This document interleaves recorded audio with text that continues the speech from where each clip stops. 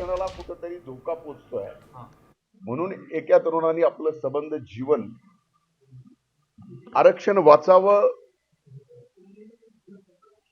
त्याच्यासाठी चालणाऱ्या आंदोलनामध्ये आपल्या जीवनाची आहुती दिली. ती जीवनाची आहुती देताना त्याला 3 मुली, 1 मुलगा, बायको, घरदार काही दिसलं नाही. आणि ही तीव्रता या महाराष्ट्रामध्ये काही दिवसापासून आपण पाहतो. म्हणून माझे हात जोडून पहिल्यांदा विनंती आहे की ज्यांच्यासाठी आरक्षणचा फायदा होणार आहे तेच जर अशा आत्महत्या करू लागले तर मग हे आरक्षण द्यायचं कोणाला. म्हणून कुणीही आताताईपणा करू नका. सरकार अतिशय सजग आहे.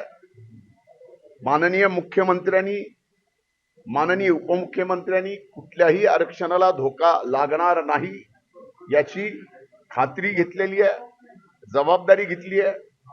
आणि यामध्ये या सर्व गोष्टी पाहत असताना आपण माध्यमांनी सुद्धा आता छत्रपती शिवशाहू फुले आंबेडकरांच्या या पुरोगामी महाराष्ट्रात जसा छत्रपती शिवाजी महाराजांनी गावकूस घालून दिला तो गावकूस आता या आरक्षणाच्या वेगवेगळ्या लढायांमुळे राहिला नाही.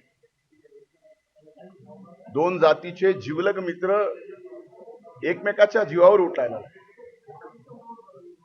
आणि काही जिल्ह्यात तर पोलीस डिपार्टमेंट मध्ये पोलिसांना ड्रेसवर अन्नाव लावायची सुद्धा बंदी आहे. हे छत्रपती शाहू फुले आंबेडकरांच्या महाराष्ट्राला शोभणारं नाही.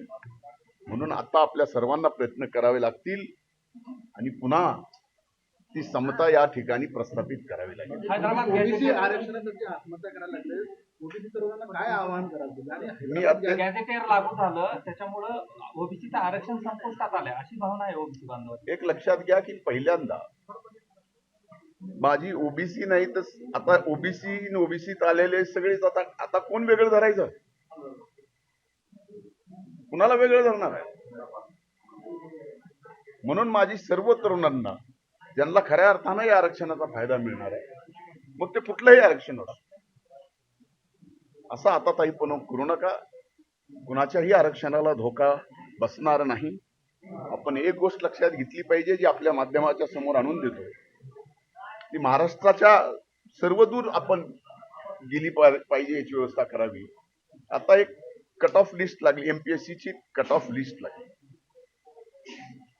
ती कट ऑफ लिस्ट लागल्यानंतर तुम्ही बघितलं असेल की ओबीसी ची कट ऑफ 485 आहे. ईडब्ल्यूसी आता isakal.com आहे देशातील नंबर 1 ची मराठी न्यूज वेबसाईट. प्रत्येक अपडेटसाठी isakal.com ला नक्की भेट द्या.